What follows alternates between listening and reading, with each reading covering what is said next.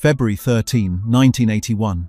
The sky over the Baikal Valley is a vivid, piercing blue, the kind of colorless void that exists only at the very edge of space. At 65,000 feet, the air is so thin it is technically incapable of supporting human life without pressure suits that look more like astronaut gear than pilot uniforms. Up here, the curvature of the Earth is visible. Up here, the world is silent. For the Syrian Air Force, operating under the strict, watchful eyes of their Soviet advisors, this altitude is not just a tactical advantage, it is a sanctuary. It is a fortress built of pure physics. Inside the cockpit of the MiG-25 aircraft, the pilot feels a vibration that is less a mechanical shake and more a deep, resonant hum of raw power. He is strapped into the Foxbat. To the West, they call it a monster. To the Soviets, it is the pinnacle of aviation engineering, a brute force answer to the question of aerial dominance. It is a machine made of stainless steel and titanium, built around two massive Tumansky engines that gulp fuel at a rate that would drain a swimming pool in minutes. It is not designed to dance. It is designed to run. And for nearly a decade, nothing has been able to catch it. On the ground, deep inside a hardened command bunker carved into the Syrian hills, the air is thick with cigarette smoke and the low murmur of Russian and Arabic. The radar screens are glowing with the rhythmic sweep of green light. Soviet Colonel Valery and his team of technical advisors stand behind the Syrian radar operators, their arms crossed, their expressions bored. They have seen this sortie a dozen times before. It is a routine harassment mission. The tactic is simple, brutal, and effectively unstoppable. The Syrian MiG-25 aircraft accelerates to Mach 2.5, screams across the border into Israeli airspace, triggers every alarm from Tel Aviv to Haifa, and then, before the Israeli Defense Force can scramble their interceptors, the Foxbat turns and burns back to safety. It is a game of tag, where one player is faster than a bullet. Target is at altitude. Speed Mach 2.3, a Syrian operator reports, his voice steady. The Soviet advisor nods. He checks his watch. The Israelis will scramble, he says, his voice thick with a dismissive confidence. Let them burn their fuel. They cannot touch him. On the primary radar scope, the blip representing the MiG-25 aircraft is moving with terrifying speed. It is a ghost, a phantom that appears, terrorizes, and vanishes. Far below, at 20,000 feet, the radar picks up the response. Two Israeli F-15 fighters are rising from the haze. The F-15 Eagle is a formidable machine, the Americans' pride and joy, but the laws of physics are absolute. To catch a target moving at Mach 2.5 at 60,000 feet, you have to be above it, or you have to be faster than it. The Eagle is neither. The Soviet colonel watches the geometry of the engagement on the screen. He sees the F-15 fighters climbing. He sneers. It is a futile gesture, a desperate clawing at the sky. They are trying the snap-up, the advisor mutters to his colleague. Waste of missiles. Up in the stratosphere, the Syrian pilot sees the warning light. His radar warning receiver chirps a lazy, intermittent tone, indicating that a search radar is painting him. He looks down. He cannot see the F-15 fighters. They are mere specks against the brown and green tapestry of the Lebanon mountains miles below. He feels invincible. He pushes the throttles forward. The afterburners ignite, dumping raw fuel into the exhaust stream. The MiG-25 aircraft shudders as it punches through the sound barrier again, accelerating toward Mach 2.8. He is outrunning the sound of his own engines. But then, the tone in his headset changes. It does not go to the frantic, high-pitched scream of a lock-on immediately. It shifts to something strange, a hard, continuous tone that implies a lock. But the geometry is wrong. The radar scope in the bunker shows the F-15 fighters are still thousands of feet below, climbing steeply, their energy bleeding off rapidly. By all Soviet calculations that have been tested and verified in the wind tunnels of Moscow, the American Sparrow missiles cannot reach this altitude with enough kinetic energy to maneuver. If they fire, the missiles will burn out and fall harmlessly back to Earth like stones. "They are firing!" the radar operator shouts, confusing tainting his voice. The Soviet advisor leans in, his brow furrowing. At that angle? Impossible. It is a scare tactic. Tell the pilot to maintain course. Do not turn. You will bleed speed. The command goes out. Maintain course. Ignore the launch. They are out of range. The Syrian pilot holds the stick steady. He trusts the voice in his ear. He trusts the Soviet technology. He trusts the math. He watches the horizon, waiting to turn back, laughing at the futile efforts of the Zionists below. Then, the sky rips apart. There is no warning, no visual tally of a missile trail, just a violent, catastrophic concussion that shreds the titanium skin of the right wing. The MiG-25 aircraft, traveling at nearly 3 times the speed of sound, instantly disintegrates into aerodynamic chaos. The cockpit violently spins. The G-forces slam the pilot against the canopy, his vision graying out instantly. The invincible fortress of steel buckles under the impact of a warhead that, by every rule in the Soviet manual, should not have been there. In the bunker, the green blip on the radar screen does not turn or slow down. It simply blooms into a chaotic cloud of static, and then vanishes. The rhythm of the radar sweep continues. 1 sweep, 2 sweeps, nothing. Silence descends on the command room. It is absolute and heavy. The cigarette smoke seems to hang still in the air. The Syrian operator taps the glass of the screen, as if checking for a malfunction. He looks up at the Soviet advisor, his eyes wide with a primal fear. "Contact lost," he whispers. "Target gone." The Soviet colonel stares at the empty space on the screen where the pride of the Soviet aviation industry was just flying. His mind races through the possibilities. An engine explosion? A structural failure? A collision with a meteor? It could not be the Israelis. It could not be the F-15 fighters. They were too low. They were too slow. "Get me the tracking data," the colonel barks, his voice cracking slightly. "Now, was there a mechanical fault?" "Sir?" the operator stammers, rewinding the tape. "The American radar of the lock, it was solid. And the missile velocity, it does not make sense." This was the moment the Cold War shifted.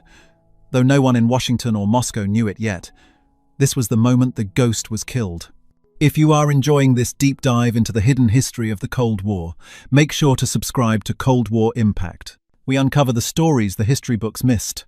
The confusion in the bunker is not just about the loss of a pilot or an airframe, it is about the loss of a certainty.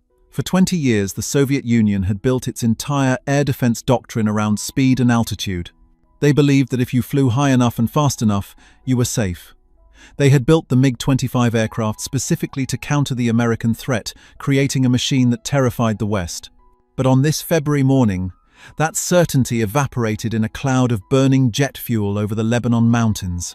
The Soviet advisors immediately moved to lock down the information. This could not get out. If the Syrians believed the MiG-25 aircraft was vulnerable, morale would collapse.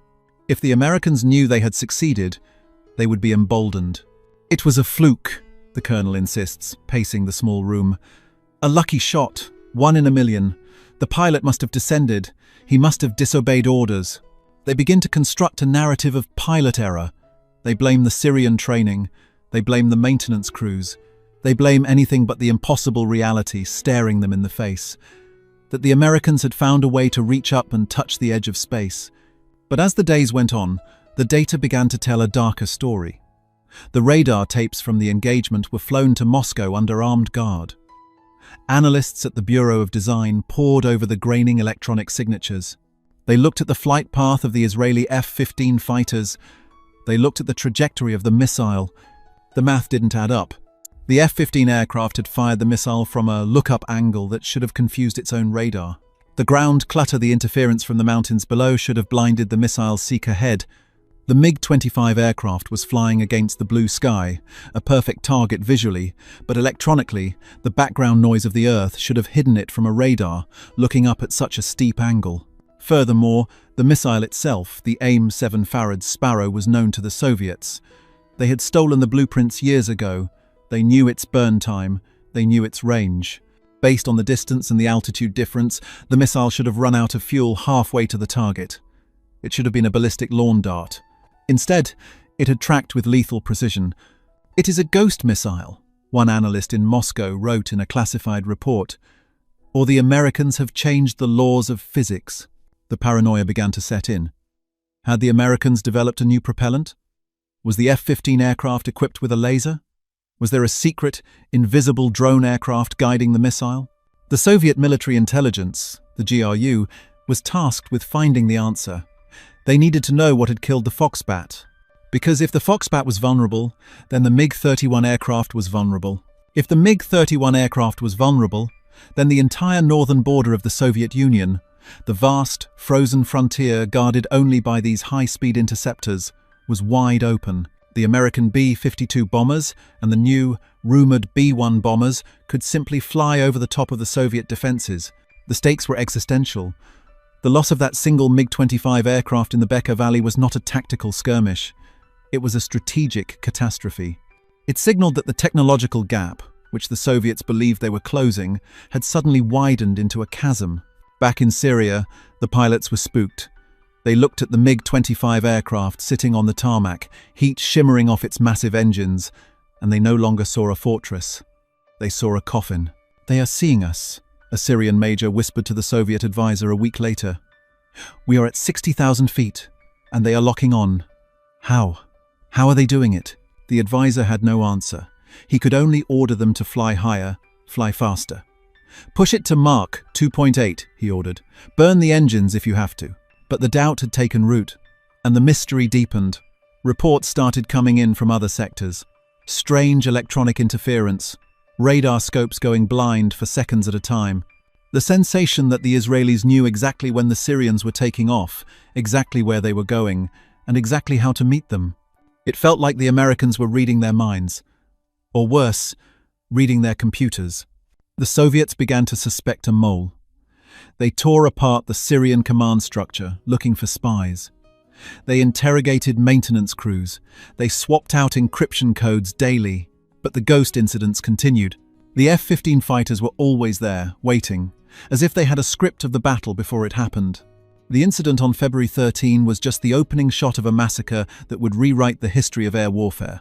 But for now, in the immediate aftermath, there was only the cold, hard shock of the impossible. A MiG-25 aircraft, the fastest operational combat aircraft on Earth, had been swatted out of the sky like a fly. And the Soviets had absolutely no idea how it had happened. The wreckage of the MiG-25 aircraft was scattered over a wide area of the anti-Lebanon mountains, a twisted confetti of burned titanium and scorched electronics. For the Syrian recovery teams, reaching the site was dangerous. For the Soviet technical teams, it was imperative. They needed the black boxes, the flight data recorders that could explain the inexplicable. But even before the physical pieces were gathered, the electronic autopsy had begun in a windowless room in Moscow. The main intelligence directorate, the GRU, took control of the investigation.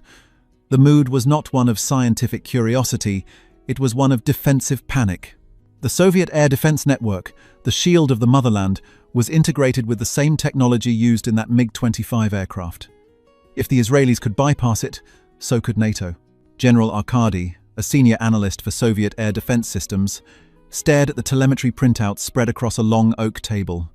The room smelled of stale coffee and fear. "Look at the energy spike here."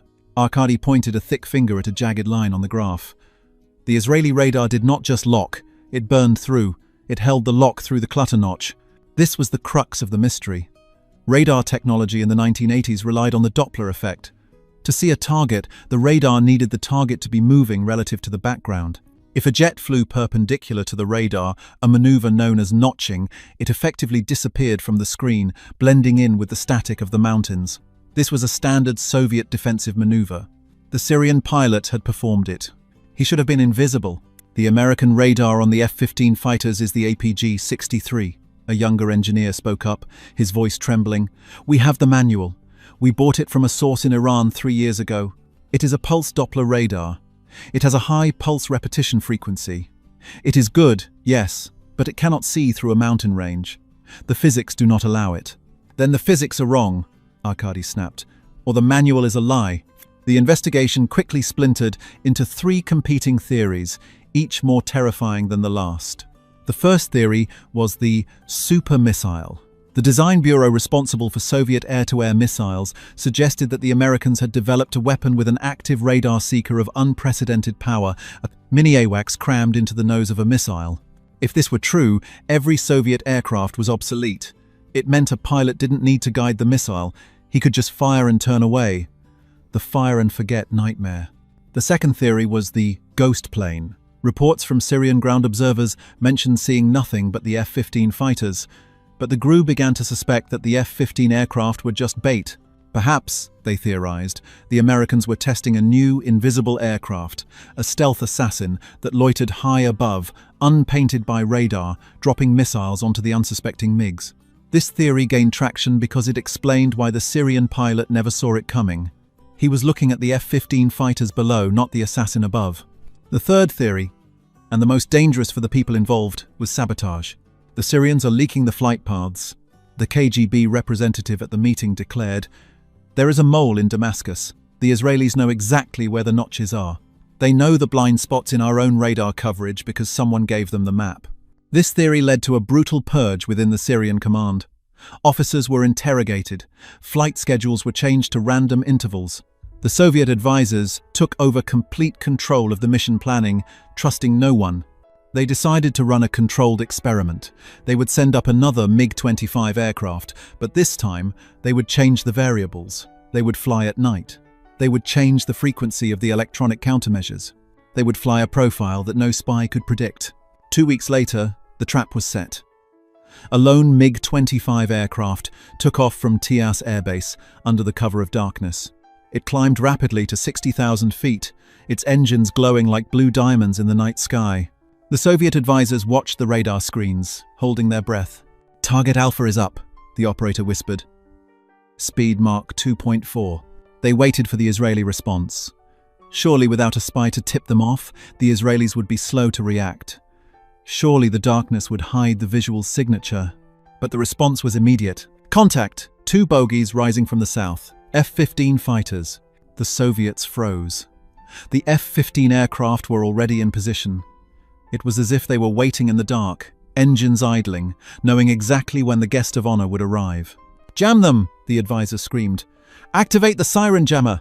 The MiG-25 aircraft activated its onboard jamming pod, a device designed to flood the enemy radar with white noise.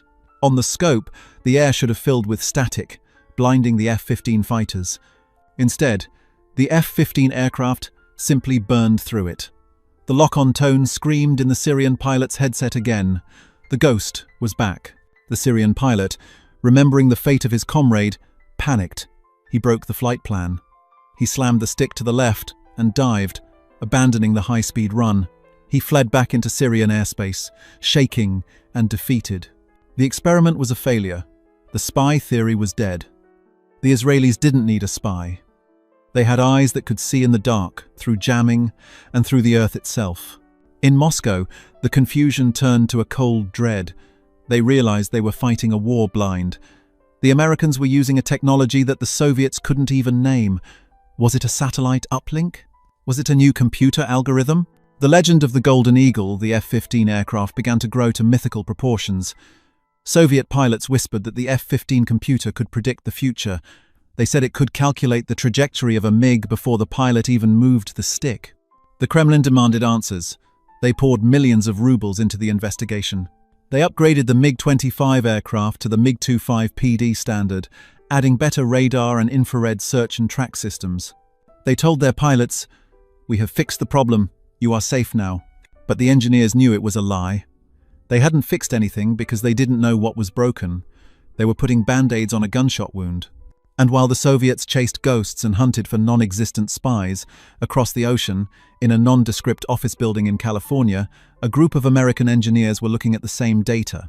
But they weren't confused. They were celebrating. They knew exactly why the Soviets were baffled. They knew why the impossible shots were hitting. It wasn't magic. It wasn't a super missile. It was something far more subtle, something the Soviets had completely overlooked in their obsession with raw speed and brute force. The Soviets were looking for a bigger hammer. The Americans had brought a sniper rifle. The mystery was about to unravel, but not before the Soviets suffered one final, humiliating blow that would force them to confront the reality of the Silicon Age. While the Kremlin was consumed by paranoia, hunting for spies in the shadowed corners of Damascus, the true source of their misery was basking in the bright, smoggy sunlight of El Segundo, California.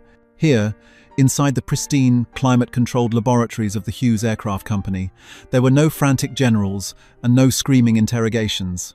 There was only the low hum of mainframe computers and the scratch of pencils on graph paper. The men in this room wore short-sleeved shirts and pocket protectors. They were not warriors, they were mathematicians and physicists. and they had solved the riddle of the MiG-25 aircraft, not with a bigger engine, but with an algorithm. The Soviets had spent the Cold War obsessed with hardware. They believed in the tangible, thicker armor, larger caliber guns, and engines with more thrust. Their philosophy was industrial. If you want to win, you build a bigger hammer. The MiG-25 aircraft was the ultimate expression of this. It was a masterpiece of brute force engineering, a steel brick pushed through the atmosphere by the sheer violence of combustion. But the Americans had realized something the Soviets had missed. The future of air combat was not about who could fly faster. It was about who could see better. The secret weapon destroying the Soviet Air Force was not a ghost plane or a laser. It was a beige box sitting in the nose of the F-15 fighter. It was the AN divided by APG-63 radar. To understand why this machine was so revolutionary and why it baffled the Soviets, one must understand the nightmare of ground clutter. For decades, radar had a fatal flaw. It worked by bouncing radio waves off objects. If a plane was flying high in the empty sky, the radar saw it clearly. But if the radar looked down toward the Earth, the radio waves would bounce off everything. Mountains, buildings, trees, even moving cars on a highway. The return signal was a chaotic mess of noise. Trying to find a low-flying jet, or even a high-flying jet from a lower altitude, was like trying to spot a specific snowflake in a blizzard. The Soviets knew this. It was the foundation of their survival. They taught their pilots that the Earth was a shield. If you were being tracked, you dived. You put the messy, noisy Earth behind you, and the enemy radar would be blinded by the clutter. The engineers at Hughes decided to remove the shield. They utilized the Doppler effect, the same physical principle that makes a train whistle sound higher as it approaches and lower as it recedes. They realized that the ground moves at a specific speed relative to the plane, but a target aircraft moves at a different speed. The APG-63 was the first radar system in history to incorporate a programmable signal processor, a specialized computer designed to filter out the world. It took the millions of radar returns bouncing off the mountains and the ground, and it asked a simple mathematical question: is this object moving at the speed of the Earth? If the answer was yes, the computer deleted it. It did this thousands of times a second. It scrubbed the radar screen clean. When an F-15 pilot looked at his display, he didn't see the mountains. He didn't see the noise. He saw only the targets. It was a godlike capability. It was the ability to see through the camouflage of the planet itself. This was the look-down divided by shoot-down capability. It meant that altitude no longer mattered.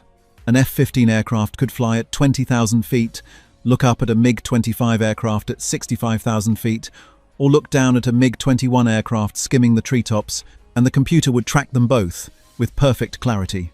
But seeing the target was only half the problem. Hitting it was the other.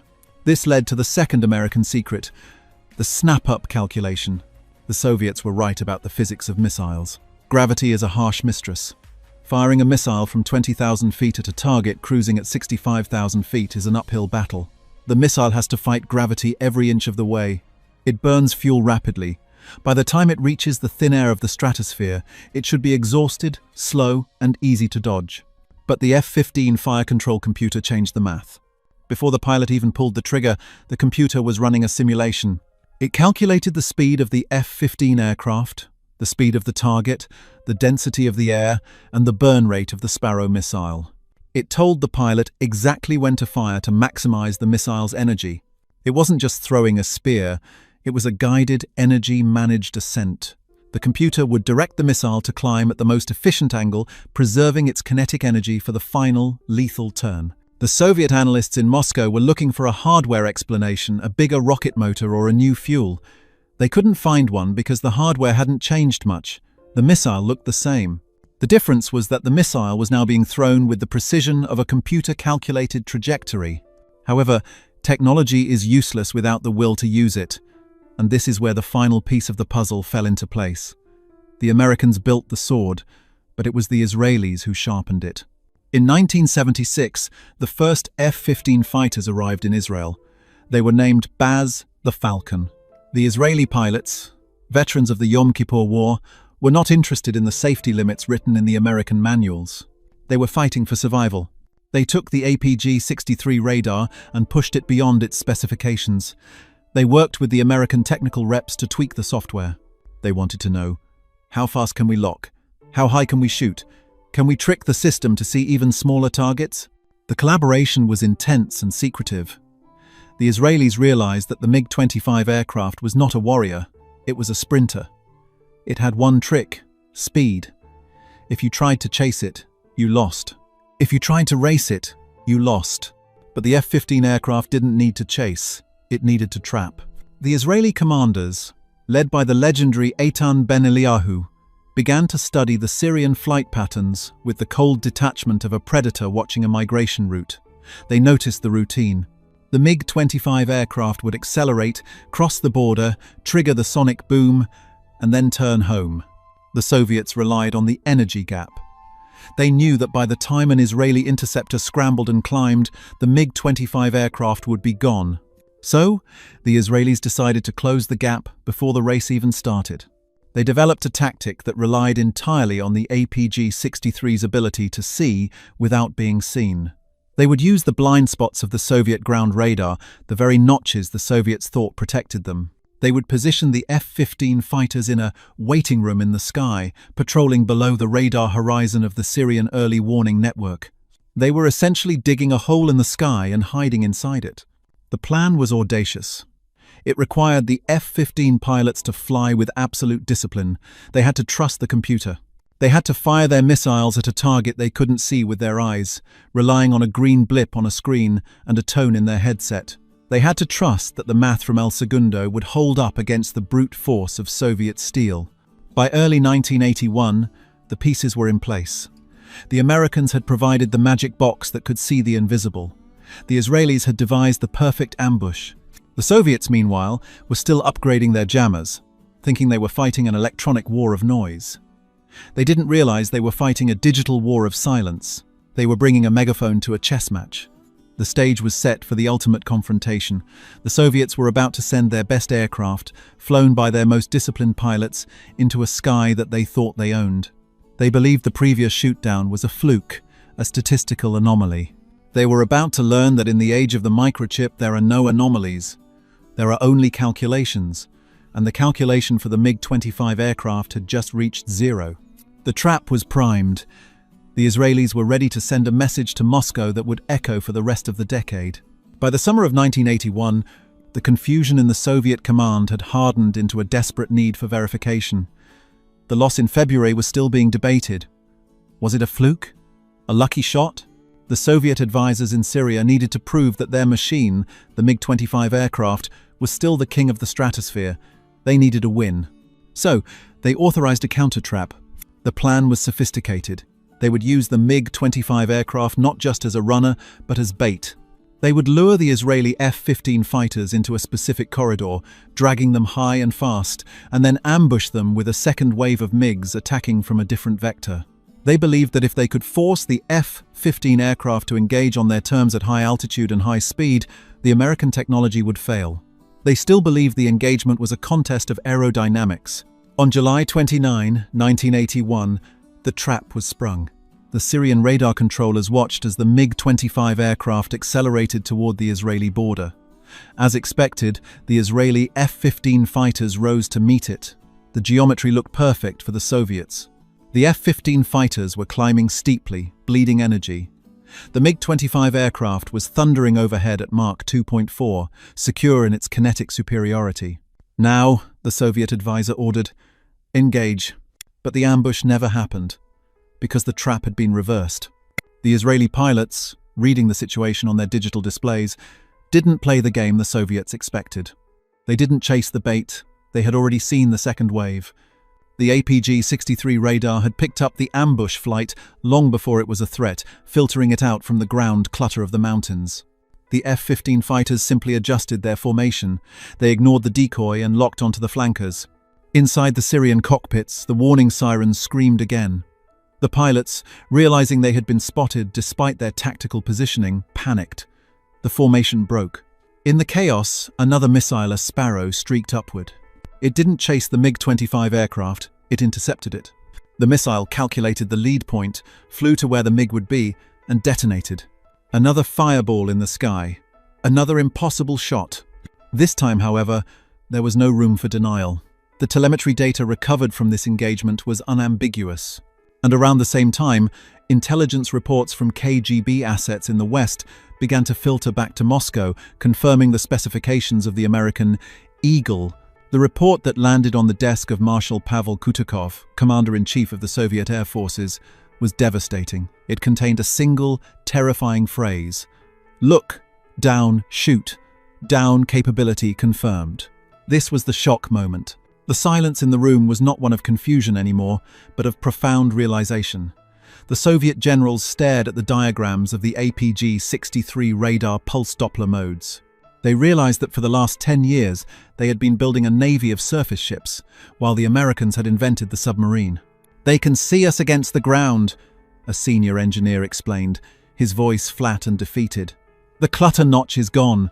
Low-altitude penetration is suicide. High-altitude flight is suicide. The Earth does not protect us anymore." The horror of this realization cannot be overstated. The entire Soviet defensive doctrine protecting the motherland from nuclear bombers relied on the idea that they could hide in the radar noise. Their offensive doctrine relied on low-level strikes to slip under American radar. The APG-63 computer had rendered the entire Soviet tactical playbook obsolete with a few lines of code. The reaction was a frantic, futile scramble to adapt. The order went out: upgrade everything. The Soviets rushed the production of the MiG-25PD, a variant with an improved radar and infrared search and track system, trying to give their pilots some way to see the enemy. They retrofitted older jets with new warning receivers. They changed their training manuals, telling pilots to fly erratically, to confuse the Doppler filters. But it was like trying to patch a sinking battleship with duct tape. The Soviet engineers knew that to build a radar like the APG-63, they needed advanced microprocessors. They needed clean, high-speed manufacturing of silicon chips. They needed a computer industry that could rival Silicon Valley. But the Soviet Union didn't have Silicon Valley. They had heavy industry. They could cast titanium better than anyone on Earth, but they couldn't etch a microchip to save their lives. They were excellent at hardware, but they were decades behind in software. The futility of their response became painfully clear in the months that followed. Syrian pilots, flying the upgraded MiGs, found that the improvements were marginal. The F-15 fighters were still seeing them first. The F-15 fighters were still shooting first. The Soviets tried to jam the F-15 radar, blasting it with noise. But the American radar simply hopped frequencies, dancing around the jamming like a boxer, dodging a slow heavyweight. By 1982, the verdict was in.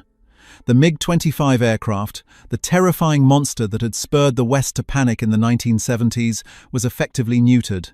It was still the fastest plane in the world, but it was flying blind in a sky full of snipers. The trap that the Israelis set wasn't just a tactical ambush in the sky. It was a technological ambush that trapped the Soviet military-industrial complex in a race they could not win. The Soviets realized they couldn't just build a better plane. They had to rebuild their entire economy to produce computers. And they didn't have the time. The final humiliation was yet to come. The Soviets had seen the individual trees fall, the single MiG-25 shootdowns, but they were about to see the entire forest burn. The Americans and Israelis were done testing. They were ready to demonstrate total dominance. If the shootdown in 1981 was a warning shot, what happened in June 1982 was an execution. The event is known to history as Operation Mole Cricket 19. To the pilots of the Israeli Air Force, it was a turkey shoot. To the Soviet advisors watching from the ground, it was the funeral of an era.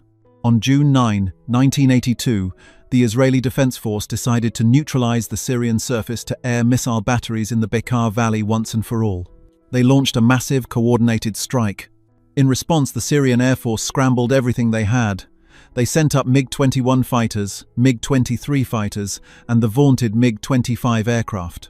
It was the largest air battle since the Korean War. The Soviets expected a fierce dogfight. They expected a trade-off. They calculated that for every 3 or 4 Syrian jets lost, 1 Israeli jet would fall. That was the attrition rate they could accept. But the F-15 fighters, equipped with the APG-63 radar and the new tactics honed during the mystery phase, did not trade. They dominated. The sky over Lebanon became a killing field. The Israeli F-15 fighters and F-16 fighters, guided by the Hawkeye AWACS and their own onboard computers, picked apart the Syrian formations with surgical cruelty. The Syrian pilots, blinded by jamming and flying aircraft that could not see through the electronic fog, were shot down before they even knew they were in a fight. By the end of the first day, the numbers were making their way back to Moscow, and they were physically sickening to the men reading them. 29 Syrian aircraft shot down, 0 Israeli losses. By the end of the campaign, the score was even more lopsided. 82 Syrian aircraft destroyed, 0 Israeli aircraft lost in air-to-air combat. 82-0. The statistic reverberated through the halls of the Kremlin like a bomb blast. It wasn't just a defeat, it was a demonstration of total obsolescence. The Soviet deputy commander of the Air Force flew to Syria to inspect the damage personally. He questioned the pilots. He examined the radar tapes. He was looking for an excuse, cowardice, poor maintenance, anything to explain the numbers. He found none. He found only the terrified realization that the technology gap was no longer a gap. It was a wall. The killer statistic of 80, 2-0, signaled the end of the Soviet belief in quantity over quality.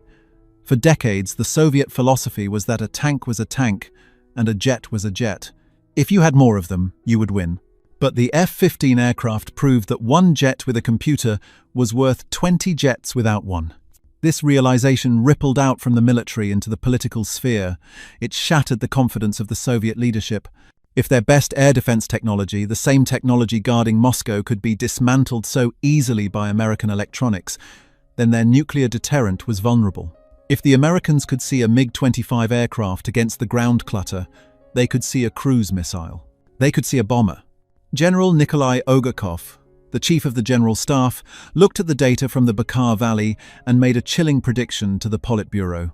He warned that non-nuclear weapons based on new physical principles, electronics and information had become as decisive as nuclear weapons.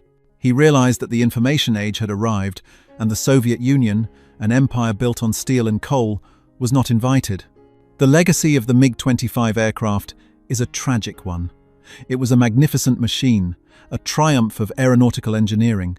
It holds speed, records that still stand today. It forced the Americans to build the F-15 aircraft in the first place. But it was a dinosaur. It was the ultimate expression of the industrial age trying to fight the digital age. It was a knight in heavy armor charging into a field of machine guns. The F-15 Eagle, on the other hand, became the undisputed king of the skies. Its record in air-to-air combat stands at 104 victories to 0 losses. It never lost a dogfight. Not once. The mystery that baffled the Soviet advisors in 1981, the ghost that could see through mountains, became the standard for every modern fighter jet that followed. The trap set by the Israelis was not just about shooting down a plane. It was about exposing a lie. The lie was that the Soviet Union was a technological peer to the West. When the smoke cleared over the Baikal Valley, the world saw the truth. The West had moved on to silicon, software and sensors. The East was still stuck in the age of rivets and raw thrust. Today, the rusted hulks of old MiG-25 aircraft sit in museums or boneyards, their stainless steel skins dull and cold. They are monuments to a specific kind of fear, the fear of speed, the fear of the unknown. But the true turning point of the Cold War wasn't the fall of the Berlin Wall in 1989. It happened 8 years earlier, in the cockpit of a Syrian jet, when a pilot heard a tone he couldn't explain and felt a missile he never saw. It happened when a Soviet advisor stared at a green radar screen and realized that the blip had vanished, not because of magic, but because the Americans had taught a computer how to see the world better than a human eye ever could. The mystery was solved. The ghost was not a phantom. It was the future. And for the Soviet Union, the future was the one thing they could not defend against. July 4th, 1956. The central command bunker of the Moskovsky Okrug PVO, the Moscow Air Defense District. Deep underground, the air was a refrigerated, pressurized mix of ozone, stale tobacco, and the sharp, metallic smell of hot vacuum tubes. This was the nerve center of the most formidable air defense network on Earth, a fortress of concrete and steel guarding the political and spiritual heart of the Soviet Union. General Lieutenant Viktor Podznyakov, a man whose hard features had been carved by the Great Patriotic War, watched the main plotting table. On the massive, backlit map of Western Russia, young women in uniform methodically pushed wooden blocks representing friendly fighter squadrons. The atmosphere was one of quiet, almost bored confidence. The sky was clear. The Americans were celebrating their national holiday. It was a day like any other. The Protivovozdushная obrona, the PVO, was not just a military branch, it was a sacred vow. The Soviet Union had lost 27 million people, a demographic wound so deep it defined the national psyche. The guiding doctrine, burned into the mind of every officer, from Riga to Vladivostok, was Nikogda Snova, never again. A surprise attack from the air was the death knell of a nation, and they had mortgaged their economy to build an impenetrable shield. Their confidence, on this summer morning, was absolute.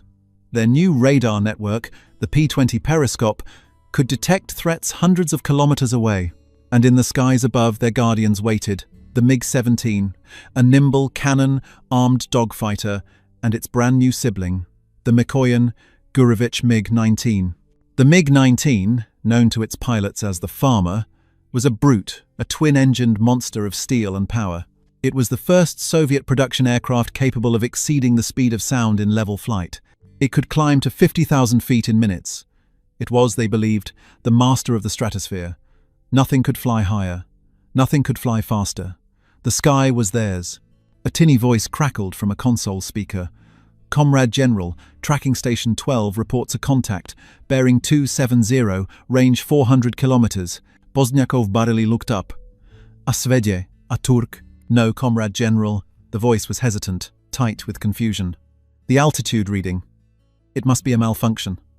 The machine reports 20,000 meters. The room went quiet. The rhythmic click of the plotter's tools paused. Poznyakov turned, his chair groaning. What did you say? 20,000 meters. 65,600 feet. It was an impossibility. It was a number from a science fiction novel. The MiG-19's absolute service ceiling, straining every rivet, was just under 59,000 feet. A B-47 bomber, the American standard, topped out at 45,000. The new B-52 seconds, the bogeyman of Soviet nightmares, couldn't get close to 60. It is a malfunction, Poznyakov stated, his voice flat. Tell the station to recalibrate their set. Comrade General, the voice was back, now laced with panic. Station 14 now has it. And Station 9, it is heading for Moscow. The general strode to the radar repeater screen. A single, slow-moving green blip was crawling across the dark void. It moved with a serene, unhurried pace, not the desperate dash of a fighter, but it was high. Impossibly, apocalyptically high. The numbers flashing next to the target symbol confirmed the altitude. 20,000 meters. Scramble. Pozniakov's voice was a low growl. Scramble everything. I want MiGs in the air now. All sectors. Within minutes, the air was torn apart by the sound of afterburners. From Kubinka Air Base, pilots sprinted to their aircraft, pulling on helmets, their minds racing. The order was nonsensical. Angels 65+. They climbed, pushing their engines to the red line. They burned through their fuel in a desperate vertical race. Major Ivan Belenko, leading the first pair of MiG-19 seconds, clawed his way past 50,000 feet. The air was thin, the sky turning a deep, dark purple. His aircraft, a machine of raw power, was shuddering, its controls turning to slush. It was fighting him, starved of air. Ground control was screaming vectors in his ear. He was directly underneath the target. He strained his eyes, looking up through the top of his canopy into the blinding, unfiltered Sunday. And then he saw it. It was not an aircraft, not in any sense he understood. It was a silver speck, a tiny, gleaming needle, impossibly high above him, drawing a thin, perfect white contrail across the deep indigo. It seemed to be stationary, a star in the daylight. But he was stalling, his engines threatening to flame out. And it was moving, serenely, away from him. He was a fish, leaping from the water, watching an eagle soar in a realm he could never, ever reach. He had no weapons that could touch it. He was utterly, completely, profoundly helpless. The single blip flew directly over the heart of Moscow. It passed over the Kremlin, over the Tushino airfield where the Soviets were preparing for their annual Aviation Day, a show of air power meant to intimidate the West. The phantom in the sky photographed their newest bombers, their most secret airfields, their most heavily defended city, and then, with the same casual, unhurried grace, it turned west and vanished. The silence in the PVO bunker was deafening. The fortress had been violated. The impenetrable shield had been proven to be an illusion. This was the kind of story we dig into every week. Subscribe to Cold War Impact so you never miss the truth behind the legends. To understand the depth of the shock that ripped through the Kremlin that day, one must first understand the worldview of the men who ruled it. Nikita Khrushchev and the Soviet High Command were men forged in a crucible of paranoia and justifiable fear. The Second World War was not a distant memory. It was a raw, gaping wound. Their doctrine was built on a foundation of massive, overwhelming industrial and military might. They built tanks by the tens of thousands. They built an air defense network that dwarfed any other on Earth. They believed in numbers, in steel, in brute force. Their intelligence, filtered through the vast networks of the KGB, consistently warned of an aggressive, technologically superior America, a nation capable of launching a nuclear Pearl Harbor at any moment. The Soviets were terrified of a surprise attack. Their entire strategy depended on knowing what the Americans were planning, and above all, hiding their own strengths and weaknesses. The Iron Curtain was not just a political barrier, it was a physical shield to blind the West. They had built their wall of radars and fighters to defeat a known threat, the high-speed, high-altitude jet bomber. The PVO had practiced, over and over, intercepting formations of American B-47 seconds and B-52 seconds. They had charts, tables, and procedures for exactly this. They had proven, they thought, that their system worked. The MiG-19 was their guarantee.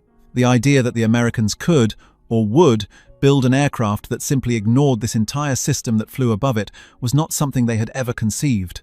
It was a failure not just of technology, but of imagination. On the other side of the world, in the sun-baked, desolate expanse of the Nevada desert, a different kind of reality was being forged in total secrecy. The American Central Intelligence Agency, under its director Allen Dulles and President Dwight D.W. Eisenhower, had the opposite problem. They weren't afraid of a surprise attack they couldn't stop. They were afraid of a surprise attack they couldn't see coming. In the mid-1950s, the bomber gap dominated American strategic thinking.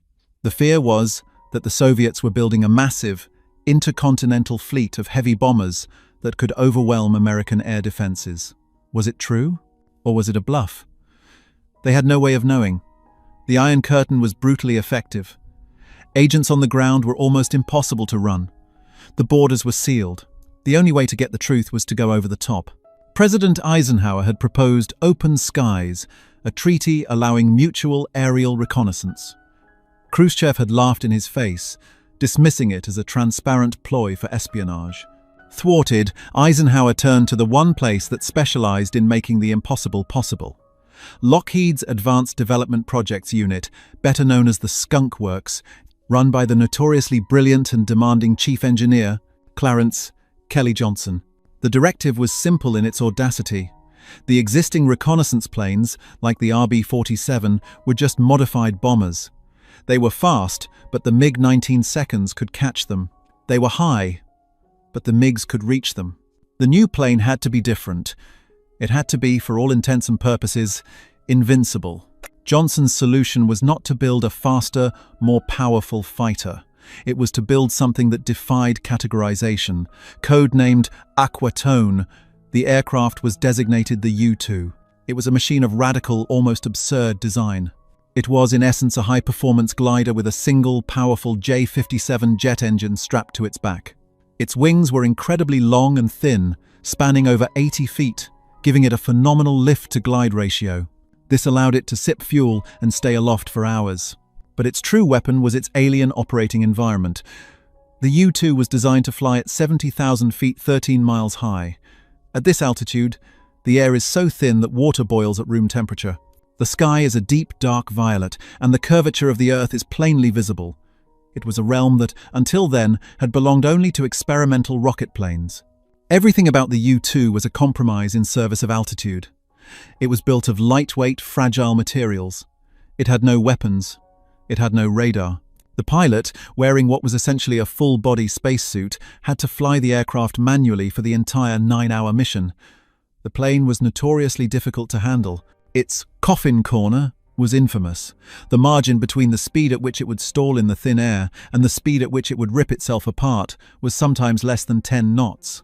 This was not a warplane. It was a scalpel. It was a delicate, hyper-advanced instrument of intelligence designed with one unspoken purpose: to render the entirety of the Soviet Union's massive air defense fortress obsolete. It was a machine designed to fly above the war, to treat the most heavily defended airspace on the planet as if it simply did not exist. Back in the Moscow bunker, General Podznyakov stared at the empty map.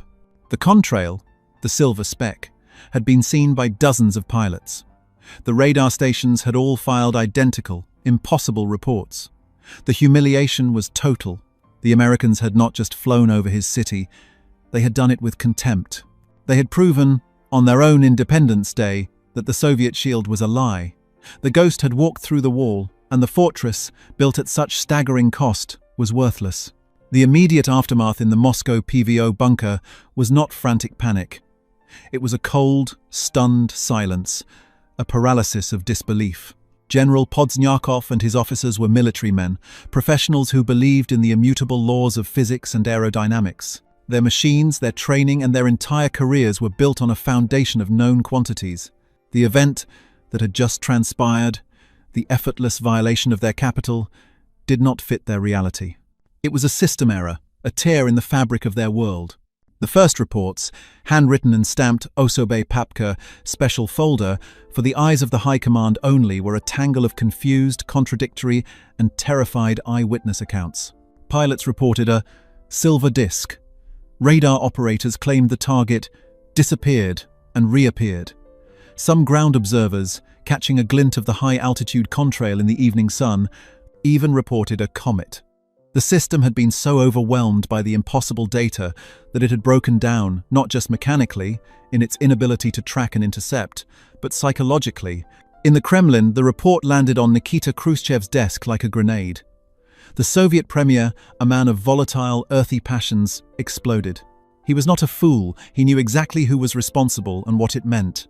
He had just publicly declared that the Soviet Union was turning out missiles like sausages, boasting of a technological prowess that would soon bury the West. Now, the Americans had made him a liar in his own backyard. He railed at his generals, at his intelligence chiefs, at the designers at the Mikoyan Gurevich Bureau. "Find it," he bellowed, "and shoot it down." The order was absolute. The entire weight of the Soviet state was mobilized to hunt the Phantom. The PVO was put on permanent high alert. Elite fighter wings were moved to key Western air bases. The new S-25 Berkut surface-to-air missile system, a massive, complex, and ruinously expensive fixed-site defense ringing Moscow, was brought to full readiness, its crews sleeping in their bunkers. The KGB's first chief directorate, responsible for foreign intelligence, was tasked with a single, overriding priority: discover the secret of the American ghost plane. They had no idea what they were hunting. The KGB's initial analysis, based on the fragmentary radar data, was that it was an unmanned drone or a high-altitude balloon. The idea that it was a manned aircraft, that an American pilot had been at the controls, was dismissed as sheer fantasy. No human could survive at that altitude. No engine could breathe that air. While the Soviet war machine re-engineered itself to fight a ghost, the ghost was preparing to fly again. At a CIA operating base in Wiesbaden, West Germany, the pilots of Detachment A were debriefing. The pilot of the Moscow mission, Hervey Stockman, was clinically precise. He handed over the canisters of film, miles of high-resolution images that would be developed and rushed by courier to Washington. The mood was not one of celebration. It was the quiet, focused satisfaction of professionals. The man in charge, Richard Bissell, the CIA's visionary for technical operations, was already planning the next phase. The Moscow flight was not just a stunt, it was a proof of concept.